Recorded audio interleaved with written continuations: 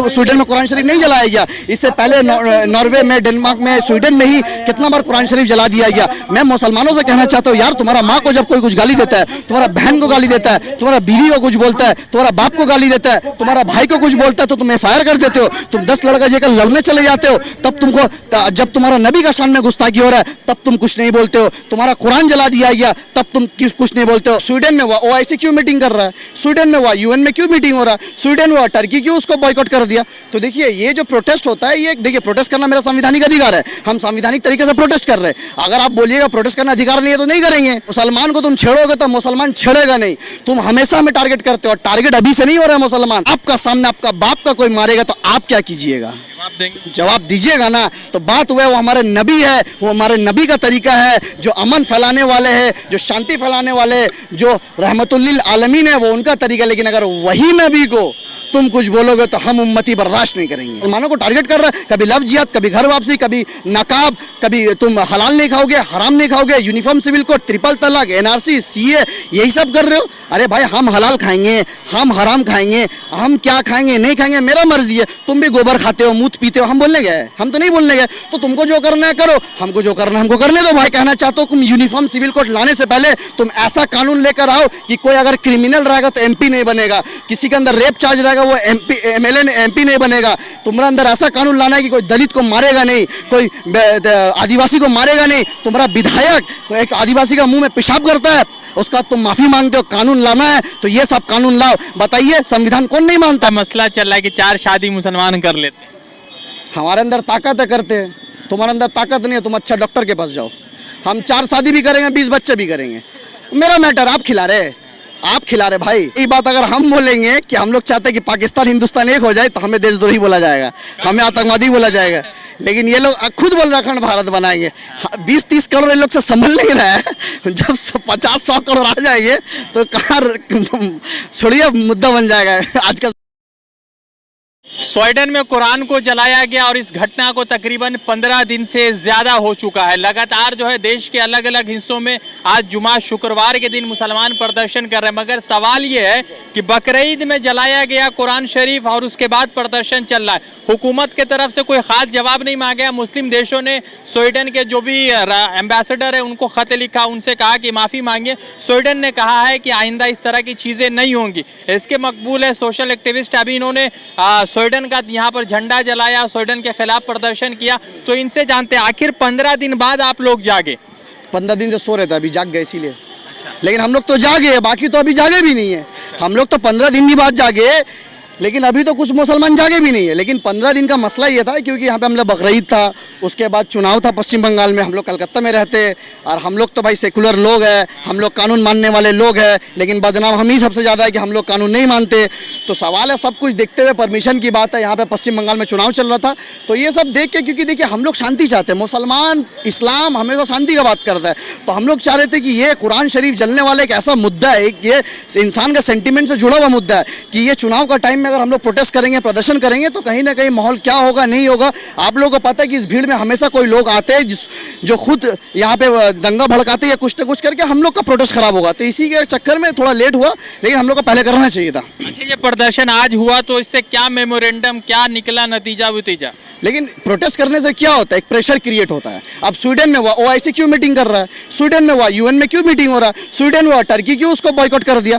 तो देखिए, ये जो प्रोटेस्ट होता है, ये देखिए, प्रोटेस्ट करना मेरा संवैधानिक अधिकार है, हम संवैधानिक तरीके से प्रोटेस्ट कर रहे हैं। अगर आप बोलिएगा प्रोटेस्ट करना अधिकार नहीं है तो नहीं करेंगे। नहीं, क्या बोलेंगे, प्रोटेस्ट करना अधिकार। तो प्रोटेस्ट की एक मैसेज पहुंचाए कि मुसलमान लोग अभी भी जिंदा है। मुसलमान को तुम छेड़ोगे तो मुसलमान छेड़ेगा नहीं। तुम हमेशा हमें टारगेट करते हो, टारगेट अभी से नहीं हो रहा है मुसलमान, पता तुम 1400 साल से हम टारगेट हो रहे आए दिन। ये पहली बार स्वीडन में कुरान शरीफ नहीं जलाया गया, इससे पहले नॉर्वे में, डेनमार्क में, स्वीडन में ही कितना बार कुरान शरीफ जला दिया गया। मैं मुसलमानों से कहना चाहता हूँ यार, तुम्हारा माँ को जब कोई कुछ गाली देता है, तुम्हारा बहन को गाली देता है, तुम्हारा बीवी को कुछ बोलता है, तुम्हारा बाप को गाली देता है, तुम्हारा भाई को कुछ बोलता है, तो तुम एफआईआर कर देते हो। तुम 10 लड़का जेकर लड़ने चले जाते हो। तब तुमको, जब तुम्हारा नबी का शान में गुस्ताखी हो रहा है तब तुम कुछ नहीं बोलते हो। तुम्हारा कुरान जला दिया गया तब तुम कुछ नहीं बोलते हो। मैं इन मुसलमानों से पूछना चाहता हूँ कि भाई तुम कब जागोगे और कब जागोगे? तुम हशर के मैदान में क्या जवाब दोगे? बात बताइए कि हुजूर के जमाने में हुजूर पर एक बुढ़िया ना कचड़ा फेंकती थी हमेशा, मगर हुजूर ने रिटेलिएट नहीं किया, तो आप भी छोड़िए, वो करने दीजिए उसको जो मना कर रहा है। वो हमारे प्यारे नबी हजरत मोहम्मद सल्लल्लाहु अलैहि वसल्लम है, वो उनका तरीका था। लेकिन अगर हुजूर का मोहब्बत जानना है तो सहाबा का इतिहास पढ़िए। सहाबा के सामने अगर कोई हुजूर का गुस्ताखी करता था तो सहाबा ने गर्दन उड़ा देते थे। मेरा बाप बहुत अच्छे इंसान है, बहुत नेक इंसान है, बहुत शरीफ इंसान है। मेरा पापा किसी को कुछ नहीं बोलते हैं। मेरा पापा को कोई गाली भी दे देता है, मेरा पापा को कोई कुछ ईंटा भी मार देता है, कुछ नहीं बोलते। लेकिन एक बात बताइए रजा अंसारी, अगर आपका सामने आपका बाप का कोई मारेगा तो आप क्या कीजिएगा?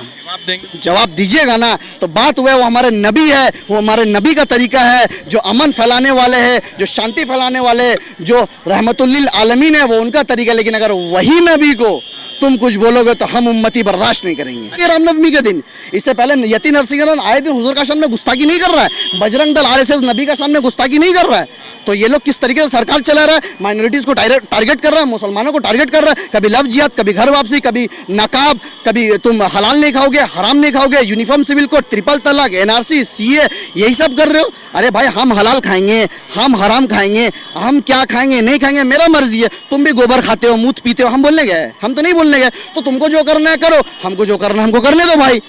तुम अभी यूनिफॉर्म सिविल कोड ला रहे हो, तुम यूनिफॉर्म सिविल कोड का मतलब एक ही कानून रहेगा, एक ही नियम रहेगा और दूसरा नियम नहीं चलेगा। मैं कहना चाहता हूँ तुम यूनिफॉर्म सिविल कोड लाने से पहले तुम ऐसा कानून लेकर आओ कि कोई अगर क्रिमिनल रहेगा तो एमपी नहीं बनेगा, किसी के अंदर रेप चार्ज रहेगा वो एमएलए एमपी नहीं बनेगा। तुम्हारा अंदर ऐसा कानून लाना है कि कोई दलित को मारेगा नहीं, कोई आदिवासी को मारेगा नहीं। तुम्हारा विधायक एक आदिवासी का मुंह में पेशाब करता है, उसका तुम माफी मांगते हो। कानून लाना है तो ये सब कानून लाओ। बताइए संविधान कौन नहीं मानता है? हर हिंदुस्तानी मानता संविधान। कौन सा कानून ला रहे हो आप हमेशा मुसलमान को टारगेट करते हो कानून का नाम पे। आपको कानून लाना है तो ऐसा कानून लाओ कि हिंदुस्तान में कि कोई गलत काम करेगा तो उसके ऊपर कानून होना चाहिए। लेकिन आप कानून लाते हो यूनिफॉर्म सिविल कोड। अरे भाई तुमको तो अगर यूनिफॉर्म सिविल कोड का बात कर रहे हो, हम घर में क्या करेंगे नहीं करेंगे तुम्हारा क्या जा रहा है? तुम क्या क्या करते हो नहीं पता हमको। चार शादी का बहुत बड़ा मसला चल रहा है कि 4 शादी मुसलमान कर लेते हैं। हमारे अंदर ताकत है, करते हैं। तुम्हारे अंदर ताकत नहीं है, तुम अच्छा डॉक्टर के पास जाओ। हम 4 शादी भी करेंगे, 20 बच्चे भी करेंगे, मेरा मैटर। आप खिला रहे भाई। अरे देने वाला ज़ात अल्लाह है, तो इन्हीं को तो डर है। ये लोग अखंड भारत की बात करते, अखंड भारत वो लोग बोलते, हम तो चाहते हैं अखंड भारत करो। अखंड भारत का तो समर्थक आप भी हैं। एकदम बहुत बड़ा समर्थक है, हम चाहते हैं करो। इस मामले में आरएसएस से आप मिल रहे हैं क्योंकि अखंड भारत उनका भी प्लान है और आप भी कह रहे हैं हाँ कीजिए। आप ये बात ममता बनर्जी से पूछ सकते हैं कि आप आरएसएस का समर्थक है? क्योंकि कुछ दिन पहले ममता बनर्जी बोली आरएसएस तो भालो संगठन। मौका मिल जाएगा, पूछ लेंगे। हाँ पूछिएगा तो। और बोलिएगा सुब्रमण्यम स्वामी जो आए दिन मुसलमान को गाली देता है, आप नवान्न में उसको बुला के मिले, पूछिएगा ना।